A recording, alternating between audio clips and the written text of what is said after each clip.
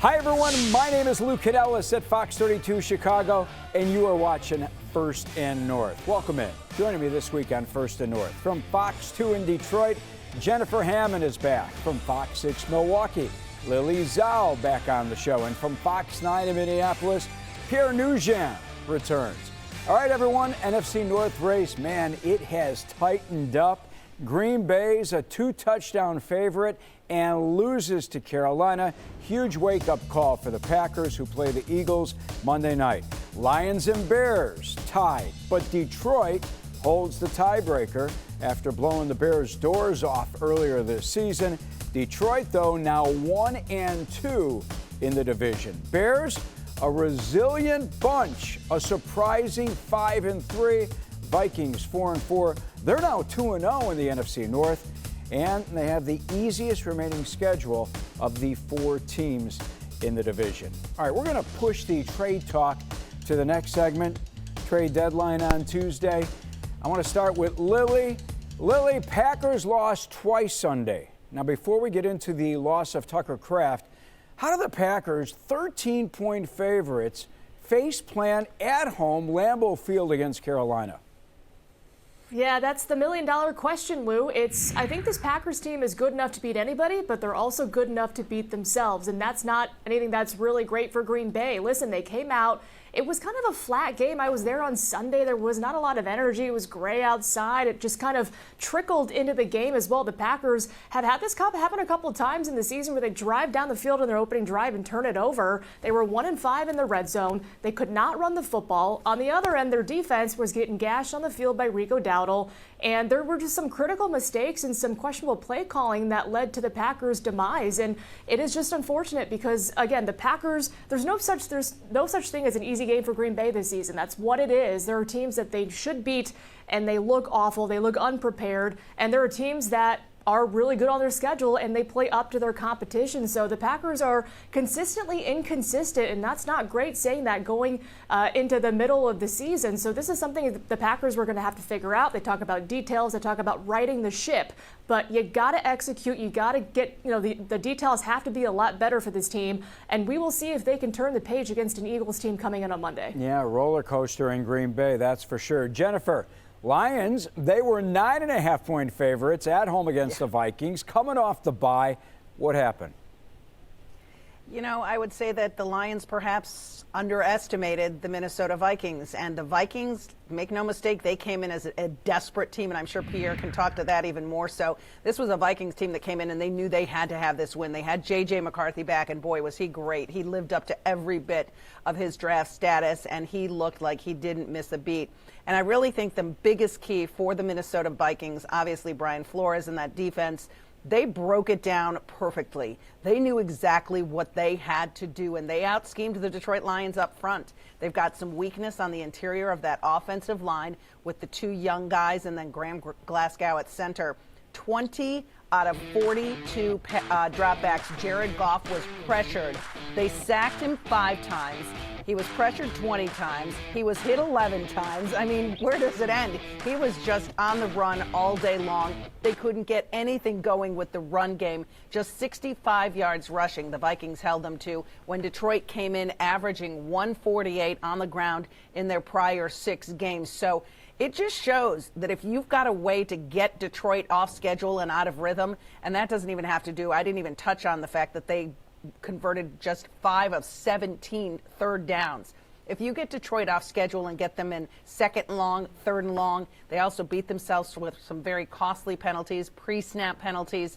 You can get in their face, you can cause pressure, and you can definitely slow down that high-powered offense. I'll tell you what, Jen, I hope Bears defensive coordinator Dennis Allen was watching and he steals a page out of that Vikings defense playbook.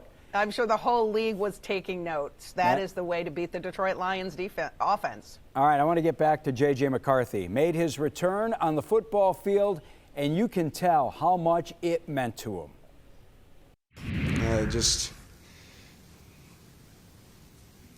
It was awesome. Yeah, just when you're hurt, being on IR last year and being out for 5 weeks, it absolutely kills me not being out there with those guys because I love every single one of them. And, I know they got my back, and I got theirs the rest of the way. J.J. McCarthy, emotional there, Pierre. Then he rubs it in yesterday on Instagram, shares a carousel of photos from the game with the caption, "Kneecaps are intact." Now, why would he take a shot at Dan Campbell like that?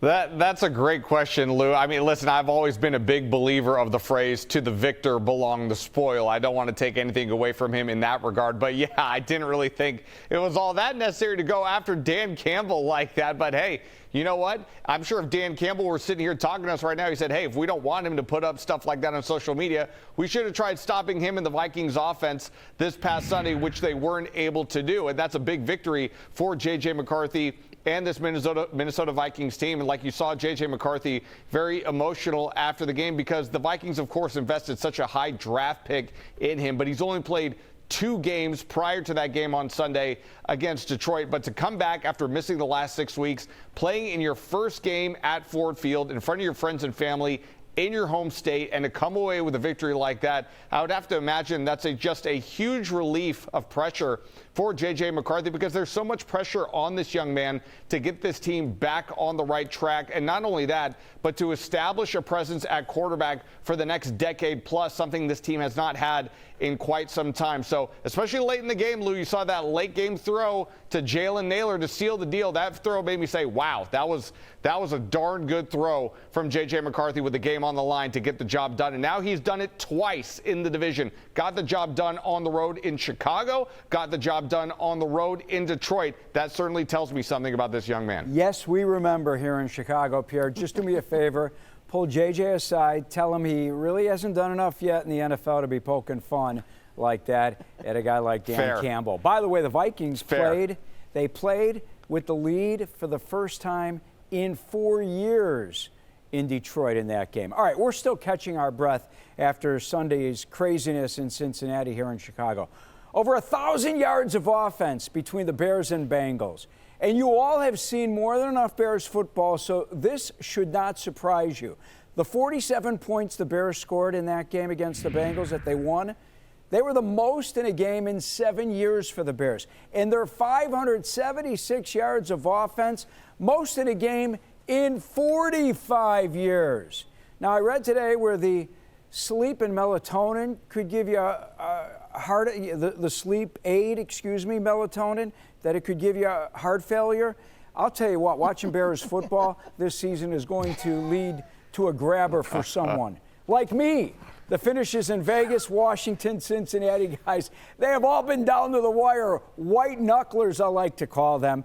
Ben Johnson has this team believing that they are going to win. He fired out a warning to the remaining teams on the Bears' schedule during his postgame speech. Don't know if you saw it. Johnson said, hey, if it's close in the fourth quarter, you better watch out. You better be listening, Lions, Vikings, and Packers. And speaking of the Packers, how about this, Lily?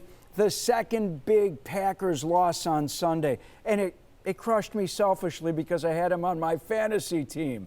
Tight end Tucker Kraft. He was Jordan Love's favorite target. Yeah, he's phenomenal. I mean, a great human being. And, I mean, he loves just the media, but he loves football even more. And so it was just crushing to see him coming a week after National Tight Ends Day, where he had one of the best games that he's ever had in a Packers uniform, showing out in Pittsburgh, playing as well as he has. And then he tears his ACL on Sunday against in front of a home crowd also, too. And it was just not a good Sunday for Green Bay. But I think the loss of Tucker Kraft is more than the loss of that game. I mean, it was just, he's a guy you cannot replace. He is explosive on the offense. He's a great leader in the locker room. He's a guy that brings it every single play. So he's not somebody that you can replace on either side. But the Packers will need to do that moving forward. So a crushing blow for Tucker Kraft, who I think should be in the conversation for one of the best tight ends this year, but unfortunately his season is now cut short. You see what he's been able to do in the NFL. He was one of the top guys for the Packers offensively in a lot of categories as well, so they're losing a lot of production, a lot of yak without Tucker Kraft this season. So just a devastating blow for Green Bay and also for Kraft. All right, I wanted everyone to hear what had happened in the Packers locker room, because the loss really hit that Packers locker room hard. Check this out. I know who he is for this team and what he means to this team. And, that's a heavy blow for us. A lot of the guys, even, in the locker room and even in the huddle afterwards, we felt that. And, he's a leader on this team. He's a captain. And he's one of those guys that you really love to have on your team. So that's a heavy blow for us. Yeah, his teammates definitely respect what he's done on the football field. Jen, I want to go back to you. Lions have not lost 2 straight games. And tell me if I'm wrong, since 2022 under Dan Campbell, correct? That is correct. It's been an incredible stretch. Is Campbell a madman this week to make sure it does not happen against Washington? Yeah, and I think even more so, Lou, is not that they don't want to suffer 2 straight losses, but they just know that they've got to get these games. They've got to start stacking games, especially with the nature of how tight the division has become, with the Bears winning and with the Vikings winning, and now the fact that they're 1-2 against their NFC North opponents. They have very little time to just make up some ground here. Campbell has said it all along. We need to be playing our best football in November, December, and this was kind of a very rough way for them to start the month of November. I do think, though, that obviously going on the road to D.C. to play the Commanders, Washington's going to get their best shot. This is a Lions team that they just don't take losing very well, as most pro athletes don't, but for whatever reason, they have come back strong under Dan Campbell, and I expect much of the same from them again this week. All right, Bears win was really so important for a number of reasons here locally in Chicago. First, Ben Johnson said that the Bears won a game because of the offense, because of Caleb Williams, and it came against Cincinnati's atrocious defense. So I get it, but no one in this town is apologizing for what happened against Cincinnati's defense. Now, there were a few wins this season that came in spite of the offense this time. It was because of Caleb Williams and the way he led that offense and did the job, especially with that pass at the end to Colston Loveland. Man, it was a laser that he threw to Loveland for the game-winning touchdown. A thing of beauty.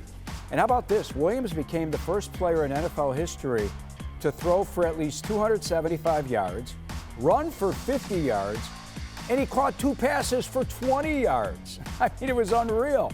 Colston Loveland feeling the pressure of coming up, feeling the pressure of keeping up. That is with Colts tight end Tyler Warren. He had his best game of the season with a couple of touchdown catches.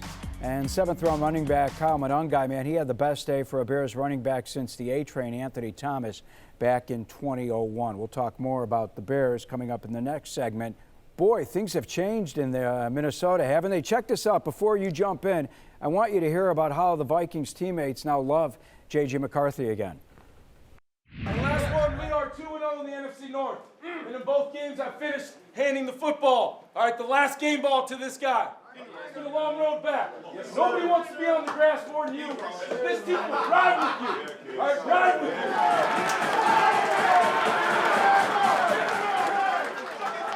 Hey, bring that in. We can't let this shit be an emotional letdown. We got to come back stronger and keep getting better in every little detail of every stage of our game. Like a dog in the street.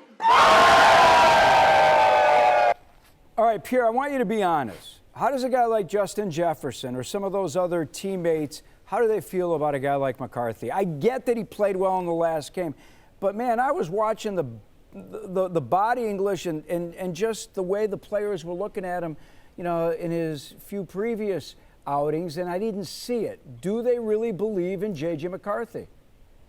Well, that's certainly what they say, and they've said it on a consistent basis, and that's what's key for me. They have been saying on a consistent basis since training camp that J.J. McCarthy is a guy. J.J. McCarthy is the guy that we believe that can lead us to victory on a weekly basis. Now, there were times in that game against Detroit where you saw him airmail simple passes. He threw one right over the head of Justin Jefferson when he was wide open on the sideline. He threw behind Jalen Naylor not once but twice in the game, one of which turned into an interception. So there were still times in that game where I thought to myself, I'm still not seeing it yet from J.J. McCarthy. But as I've been talking to people, throughout the week and last week leading up to his return, if you're looking at J.J. McCarthy like a high school student taking a test, his grade is incomplete. It's only been 3 total games so far, and I don't understand why everybody is in such a rush to either crown him or dump him. I mean, we still don't have enough of a sample size to really know what we have on our hands with J.J. McCarthy. The only stat that matters to me is winning. And as we alluded to earlier in the show, he's found a way to get the job done late in the fourth quarter on the road in divisional games. That certainly counts for something. Now, the numbers are not eye-popping by any means through 3 games, but we have to give this young man some more time and some more runway to develop his game and grow into the quarterback that the Vikings believe he can be. All right, we'll see if the body language from here on out matches what they're saying inside the locker room. We need to take a timeout. NFL trade deadline ended today. We recap the biggest trades around the NFL and how active was the NFC North. Find out next here on First and North. If Jerry knew football the way Tom Brady knows football, he would in no way be able to handle it.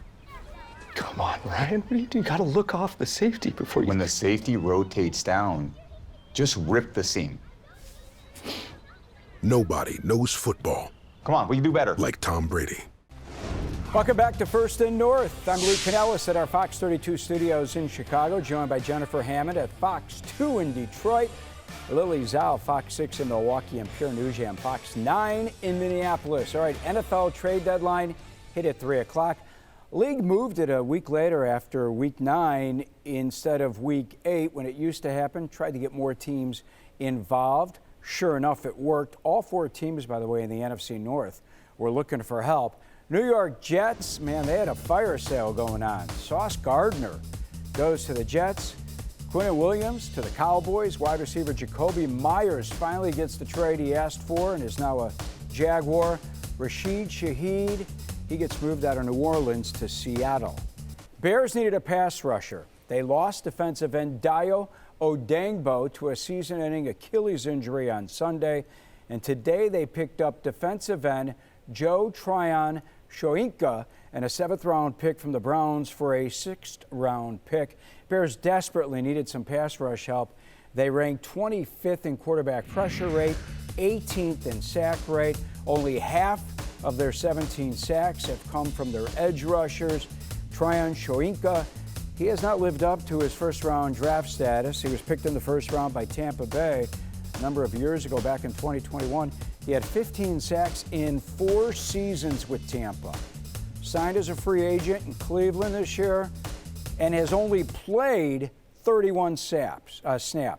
No sacks, not even a quarterback pressure playing behind Myles Garrett. He'll get his chance with the Bears, that's for sure. All right, let's bring back the crew. Lily, Packers needed help in their defensive secondary. Another cornerback, no deal attractive enough, huh? Yeah, apparently not. That means the Packers are going to have to make do with the guys that they have in their secondary right now. And so far, these are guys that have not really kind of changed the game back there for Green Bay. But they also did make some practice moves or practice squad moves without Tucker Kraft, their tight end, lost for the season. They signed a guy with the phenomenal name, McCallan Castles, a tight end to their practice squad. He tried out on Monday. And then they added another receiver, Michael Woods. And so he will be on the practice squad for the Green Bay Packers. So no kind of big splashy moves at the deadline as of yet, but the Packers do add some guys to their practice squad. Real quickly, they could still sign free agent Asante Samuel, right? Yes, that could certainly be in play. We'll see if the numbers match up for both ends, if that is a trade that or a move that could be made for Green Bay. But I would say if the numbers are right and both sides agree, I think that would be a great piece for the Packers to add to their secondary. All right, Jen, I want you to give me a minute because Detroit had a laundry list of needs. Did you think that after the loss to the Vikings and the Eagles making 3 deals that the Lions might work out something, might work out a deal? Yeah, I think all along, probably in Detroit, the preferred position that people, fans, everyone on the outside wanted Brad Holmes to go shopping for was someone along the defensive line. Get some help for Aiden Hutchinson. Certainly, he is playing very well. He has 7 sacks. That ranks 6th in the National Football League after the game against the Vikings. And as well, Al-Quadin Muhammad is at 6 sacks. So they've got 2 guys in the top 11. But then after that game against the Vikings, the fact that they lost 3 offensive linemen at various times. Penei Sewell went out with an injury, came back. Tate Ratledge went out with an injury, came back. Decker went out with an injury, came back. The one who won't be coming back, though, is their young guard, Christian Mahogany. He has a significant leg injury. He will be out until at least late December. So there was a lot of hope and talk that maybe the Lions would go after Kevin Zeitler, a guy that played here last year. He went down, signed with Tennessee for 1 year, $9 million. And so far, it doesn't look like that's going to happen. I don't know if the prices were just too high for what anybody was asking for Brad Holmes, but they may have gone shopping. They just didn't buy anything. All right. How about Frank Ragnow? Dan Campbell was asked on his radio show if the team would consider bringing back Frank Ragnow out of retirement. We saw Brandon Graham come out of retirement for the Eagles, and Frank was obviously a beloved member of this team. The fans loved him. Has there been any consideration of giving him a call to see if he'd want to finish out the season? Well, here's what I know about Frank. If Frank really wanted to, he would be blowing my phone up, and I haven't gotten a text yet. So I think Frank is feeling good about his decision. And look, they just had another baby, so happy for them. That ship has sailed. All right, so it doesn't look like Ragnow will be going back home to Detroit either. Pierre, let me bring you in. What's the latest on Aaron Jones and his shoulder? Any opportunities out there for the Vikings right now? Well, in regard to Aaron Jones, it's been reported, that he suffered an AC joint sprain in that game against the Lions. But Kevin O'Connell, in his Monday press conference yesterday, said that the news was pretty positive regarding Aaron Jones. He did say that he's a little bit sore. He wants to see how he does throughout the rest of the week. And, of course, we're going to get a better impression on Wednesday when the first injury report comes out. But he said it's more positive than negative. So it sounds like it's positive news in the direction of Aaron Jones playing on Sunday. And no chance of any free agent pickups now that the trade deadline's behind us. It doesn't look likely at this point, Lou, and I know Kevin O'Connell was asked about the backup quarterback situation as well. I think there was some talk about whether or not maybe they might find another signal caller with Carson Wentz going down for the season with injury. But Kevin O'Connell says he's comfortable with Max Brosmer as the backup quarterback. Remember, Max Brosmer was an undrafted free agent out of the University of Minnesota, and he beat out 2 guys in training camp. He was the number 4 quarterback in training camp. He leapt 2 guys to earn the backup job before they signed Carson Wentz. But it doesn't sound like they're looking for another signal caller right now. I think this is the group they're going to go with the rest of the way. All right, so O'Connell goes with the rookie instead of making a deal for Kirk Cousins or even Russell Wilson. We need to take our final timeout. We preview Week 10 around the division right after this on First and North. You want to know the NFC North? It's a heck of a division. Only one call to make. First and North. This show's all about homers. Lou Canellis leads a team of NFC experts. It is Super Bowl or bust for the Green Bay Packers. I'm not going to sit here and say that the Bears won't win, but come on now, Lou. Get locked in for the week ahead. I think it's the best division of football. That man knows what he's talking about. First and North. New episodes Tuesday nights at 6 on Fox Local or stream anytime. And you too can win the division. Matchups for Week 10 in the NFC North. Sunday, Bears return home, take on the struggling New York Giants, who have lost their last 10 road games. Vikings look to make it 2 in a row against a healthy Lamar Jackson and the Ravens. Lions head to Maryland, take on the Commanders, who will be without Jaden Daniels for the foreseeable future. And then to wrap up Week 10, Packers host the Eagles under the lights on Monday Night Football. Eagles 4-0 coming off the bye week under Nick Sirianni. Packers are in trouble, aren't they, Lily?